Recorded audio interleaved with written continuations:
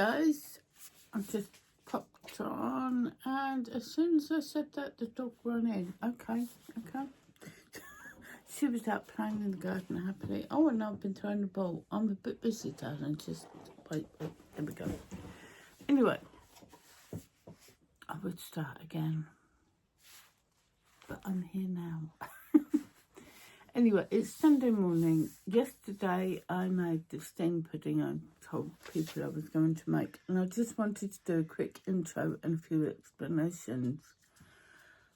We have no idea what works in the kitchen, setting up cameras and tripods and things, and this today was an experiment. I'd done a few over Christmas, forgotten how I'd done it, what I'd done. I was talking to Luke when we went for a walk the other day about doing steamed pudding, and he said, oh, something about, and then I'll have to test it on camera. So before I'd even asked him, he was insistent that he was going to come back on and help out. And when I pointed out it was Sam who, I was talking to Sam when I got the idea and volunteered to make it, he was, oh, thanks Sam for me. So he was happy to come on and help. Second thing I wanted to point out is if you want to use butter instead of suet, you will get a much more cake-like, sponge-like mixture. You'll know when you watch what I'm talking about. You just either freeze the amount of butter you're using and grate it and stir that through, or rub it in like you would a pastry until it's all incorporated into the flour. That's all there is to it. I did overcook mine slightly. I put everything in the slow cooker, forgot to turn it down to low. We started off with boiling water to put everything in. And then I had a vintage notification that my parcel was down the shop ready to pick up. So off I went and got my parcel, came back and forgot about the pudding in the slow cooker. So it did slightly overcook. However, it was not burnt. It was not inedible. It was still absolutely delicious. My older son visited with his partner later in the afternoon, and it was still warm what was left. And he was straight in for it and was eating chunks of it. The other thing I would like to say, sorry, I feel like I've got somebody else's teeth in this morning. Usually with something like that, you would have it served with cream, pouring cream or custard. Now we have something in the UK called bird's custard, which is like an instant custard or a custard powder you make up. But it was way too hot to be having hot puddings and custard yesterday, so I didn't make it up. I've written things down, I'm not reading them.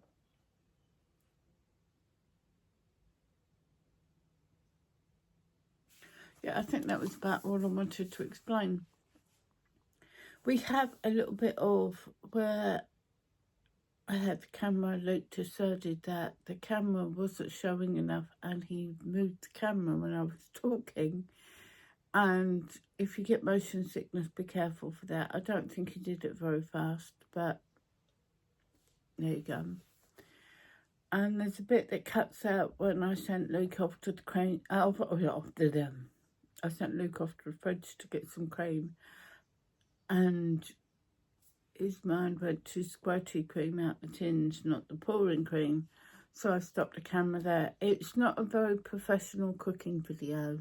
I am not a very professional video maker, and that was a whole new area. But for your enjoyment, we have a typical English steamed old-fashioned pudding coming up next. So for now, I'm just going to say I hope your Sunday's a good one, and I hope you enjoy this. Thank you for watching. Bye for now. Right, let's get into this. Golden duff or syrup pudding, or whatever you care to call it, is something that's got many, many variations. And it's often called treacle pudding, which treacle is actually black treacle. Let me see if I can open this to show you. Which is a completely different flavour profile, and it is very dense, sticky, very dark flavour, very sweet still. And people will say that they have treacle tart or treacle pudding, but they've not actually used this. What they've actually used is golden syrup, which is a lighter flavour. This usually comes in the tins, but I started doing the squeezing bottles now, which is easier. It says for pouring. I'm trying to see what it's made of. Partially inverted refiner's syrup. It's basically a sugar syrup in some way they've done it. And it's fab. We love it on all sorts. Pancakes, puddings, toast. Anyway, how we start off with this pudding is, now here I've got suet. This is vegetables, a Torah suet, and it comes in like these little pellets. Yeah, I know, very appetizing. And I get it in boxes like this, and this is a vegetable one, which is made from vegetable oils and flours, but you can also get a beef one for savoury puddings. But if you don't have this, can't get this, you can also use grated butter or rubbed butter, the same amount in. So how we're going to start is we've got 170 grams of plain flour. Plain flour is just flour without any rising agents in. It's everyday bog standard flour, and into that it's got a teaspoon of baking powder. You could just use self-raising flour, and then into that we add 70 grams of the suet or your butter. If you add the butter in, then rub it through till you get fine breadcrumbs effect.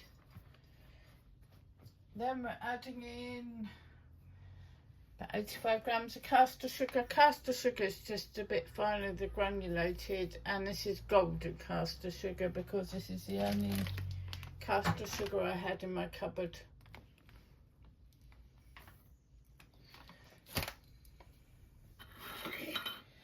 And then to that, this is a very basic one. You could add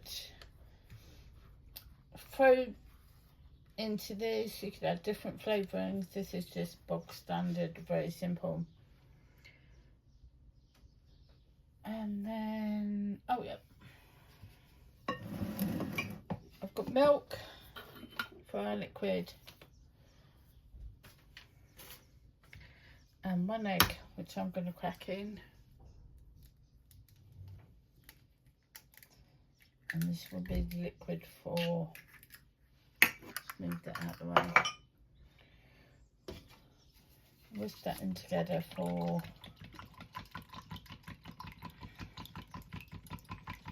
the liquid part, which will obviously go into here.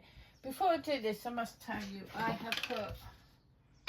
I'm not boiling this in the pan today. I'm using my slow cooker or crock pot, as some of you may call it, because it's going to get hot this afternoon and I don't want to heat the house up too much. So it can be done in a crock pot, slow cooker. Normally it would be put in its bowl and it would be steamed in a pot of water, which I will explain later. But for now I've mixed all that up together, and I'm actually going to add a splodge of this golden syrup in with the milk mixture. It just gives the flour mixture a bit extra flavouring, and this will all go in. I'll keep a tiny bit back in case it's too much. I'm gonna just mix it in to make like a soft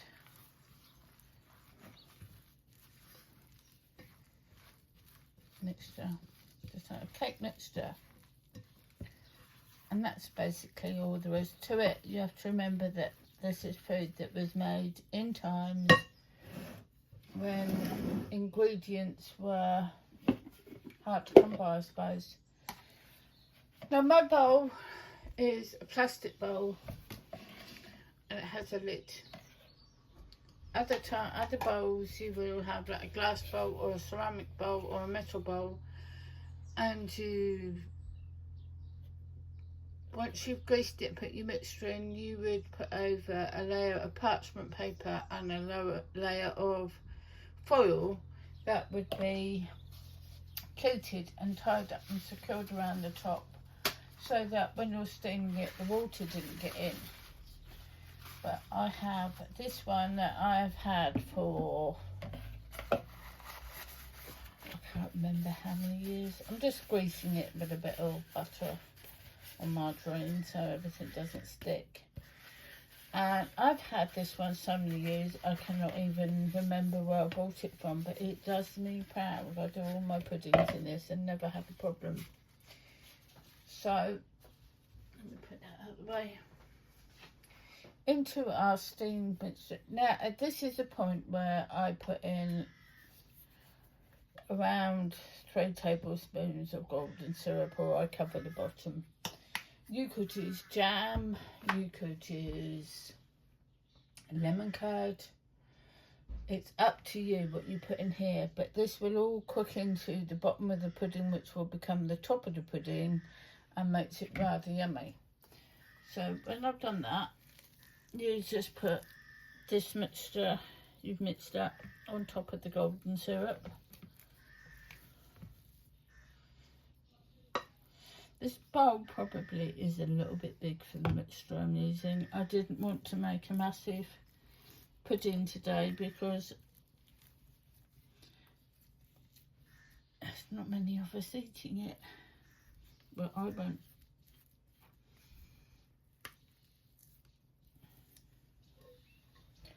So that is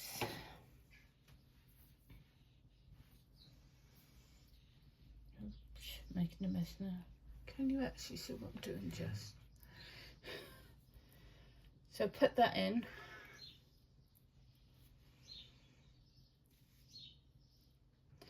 And I know it doesn't look a lot, but it will get bigger. And these things are so filling, you don't actually need a very big slice of it.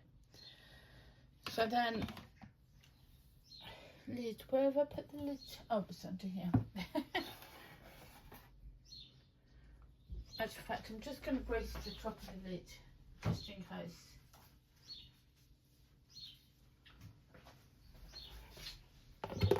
Lid goes on, and then that goes in my slow cooker, which has about that much of boiling water in the bottom of it, on high.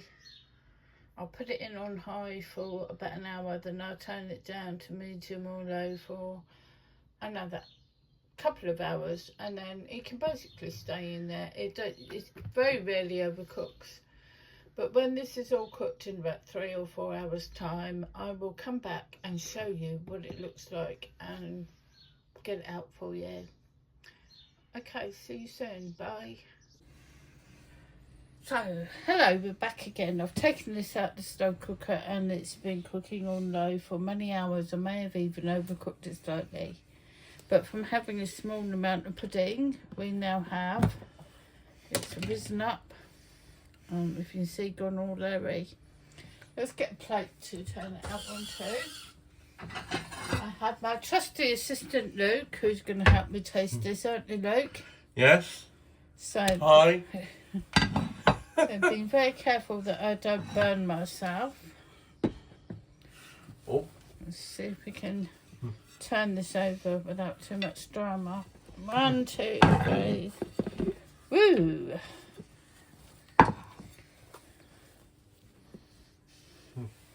And there we have a steamed golden duff pudding.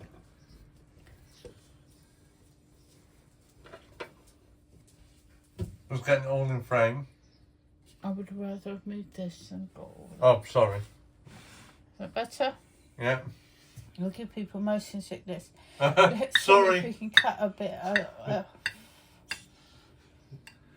Do you want to get yourself a spoon or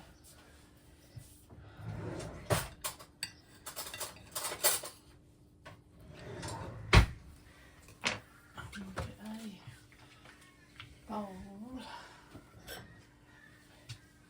Not organised as usual. Would you like to get the cream out of the fridge?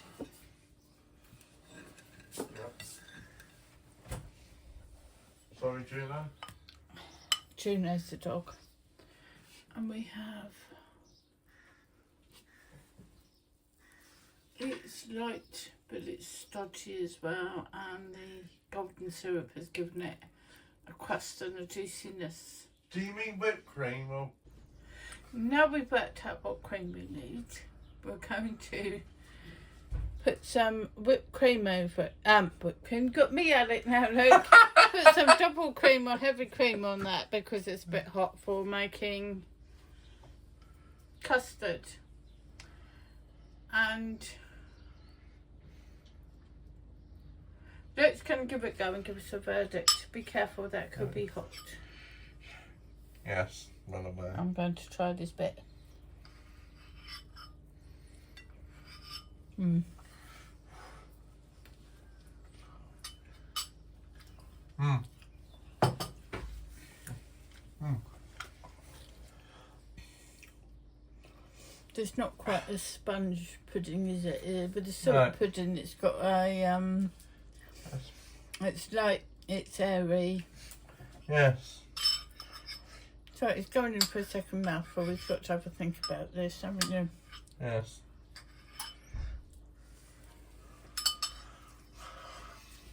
Mm. Oh, the golden syrup Is what? That's really makes it. It is amazing. Can you see me? Oh.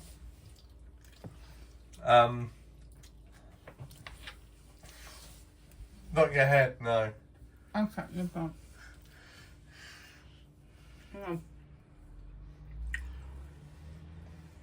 I'm pushing wrong. So let's try it with somebody you can see. As you can see, he's going in quite a bit. He's enjoying that. Mm. Yeah. How would you describe it differently from a normal, like, sponge? Well, it's got more of a, as you say, it's got more of a sort of stodginess to it. More of a chew. It's a little Chew. bit firmer, but still light, isn't it? Yes.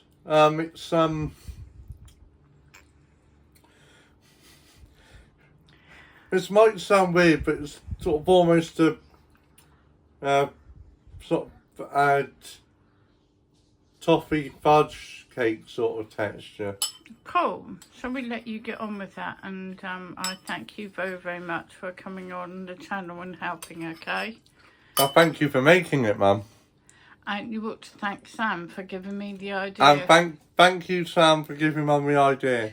Talk to you soon. Yeah, bye.